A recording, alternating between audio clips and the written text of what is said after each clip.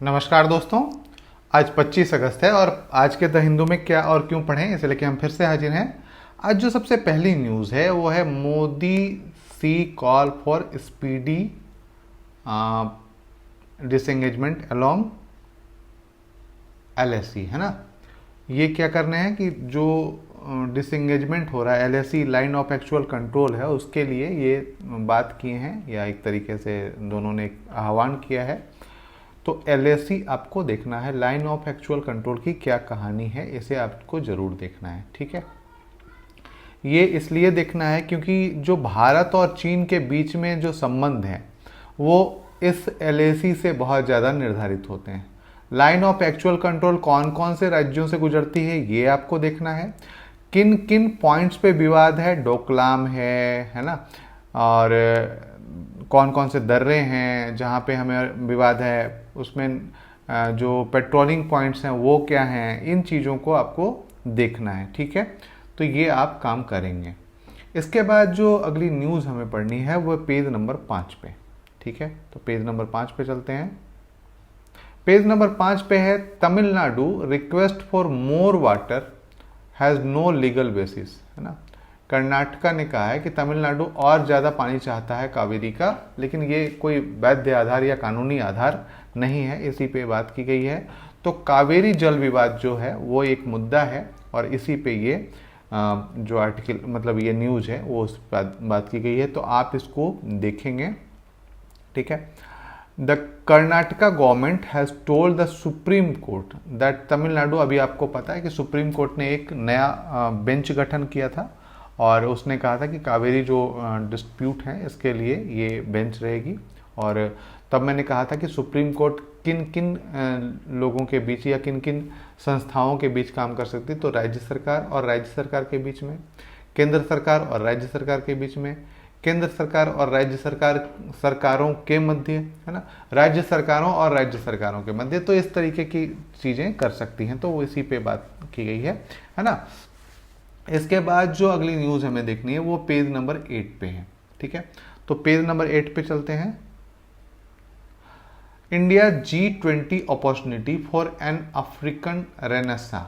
Renaissance पुनर्जागरण, है ना। पुनर्जागरण क्या कहते हैं, एक युग को छोड़ के दूसरे युग में प्रवेश कर जाना, इसको हम पुनर्जागरण कह सकते हैं।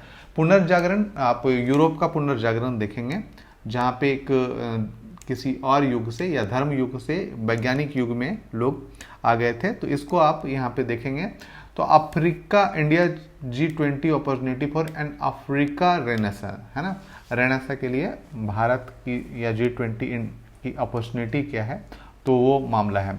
अफ्रीकन यूनियन को एक आमंत्रित सदस्य के रूप में बुलाया गया था और इसी पे ब्रिक्स की समिट हो रही है, ग्लोबल साउथ नामक टर्म है। इन्हीं चीज़ों पे ये पूरी चर्चा की गई है, तो आप इसे पढ़ेंगे। इसके बाद जो है the real purpose of the medical colleges, है ना।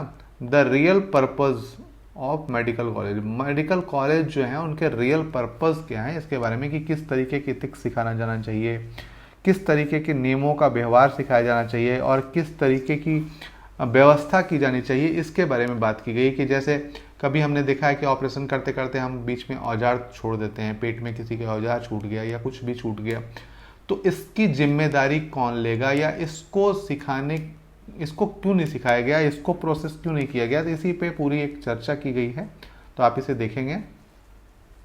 इसके बाद है the should the CJI be part of the committee of selecting CEC, जो चीफ इलेक्शन कमीशन है जिसमें भी बात की जा रही है कि सुधार करी जाएगी इसके चयन समिति के लिए। तो इसी पे जो CJI है वो पार्ट रहेंगे, सेलेक्टिंग कमेटी के पार्ट रहेंगे या मतलब होंगे, और क्या आगे किस तरीके की व्यवस्था की जाएगी, इसी पे एक चर्चा है, एक पार्ले है ना। तो आप इसे देख सकते हैं। इसके बाद जो हमें पढ़ना है वो है India and the northern sea route, है ना। नॉर्थ सी, उत्तरी सागर जिसको कह सकते हैं, ये उत्तरी सागर वाला क्षेत्र है और उसमें भारत का क्या मतलब महत्व है या भारत क्या कर रखा है, इसी पे बात की गई है।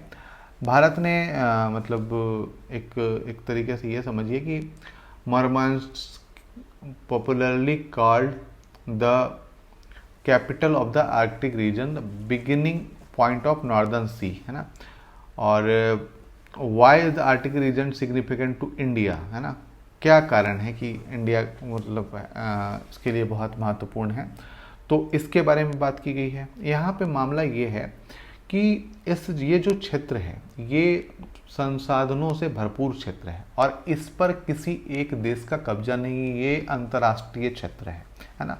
तो भारत के लिए कितना महत्व रखता है, अब आपको क्या देखना है कि भारत के कौन से मिशन यहाँ पे कार्यरत हैं, ठीक है। तो ये आपको यहाँ पे देखना है, साथ ही साथ ये पढ़ना है आपको, ठीक है।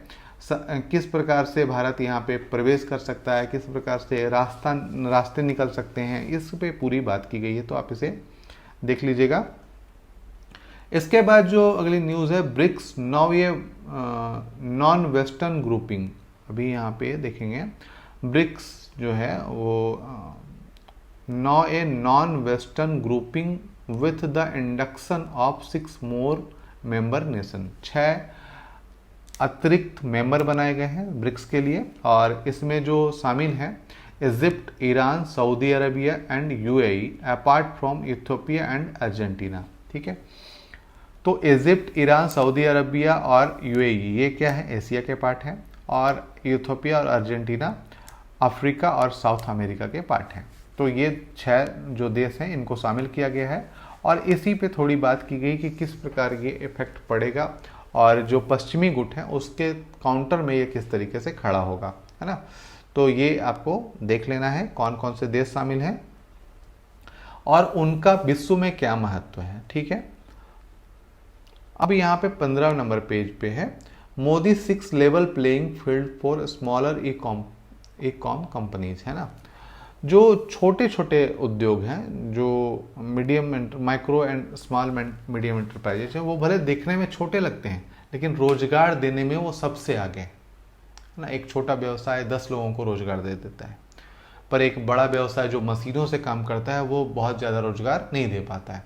इसलिए हमारी सरकार एमएसएमई पे ज़्यादा फोकस करती है ताकि लोगों को और ज़्यादा रोजगार मिल सके, है ना। साथ ही साथ देश के लिए निर्माण की व्यवस्था हम कर सकें, जिस प्रकार चाइना को यूरोप की फैक्ट्री कहा जाता था या कहा जाता है, आने वाले समय में भारत इस प्रकार से अपने आप को स्थापित करे कि एक तरफ तो वो अंतरिक्ष में भी झंडा गाड़े, एक तरफ दुनिया के सीईओ या जितने भी इंटेलेक्चुअल पोस्ट हैं उन पे भी झंडा गाड़े, मैन्युफैक्चरिंग हब में भी आगे बढ़े, सोलर क्षेत्र में भी आगे बढ़े, एथेनॉल मिश्रण में आगे बढ़ रहा है ताकि पेट्रोलियम आयात ना करना पड़े। इस प्रकार के कई क्षेत्र हैं जिन पे काम किया जा रहा है, और इसी पे एमएसएमई है कि छोटे छोटे स्टार्टअप शुरू हो ताकि लोगों को रोजगार मिल सके, है ना।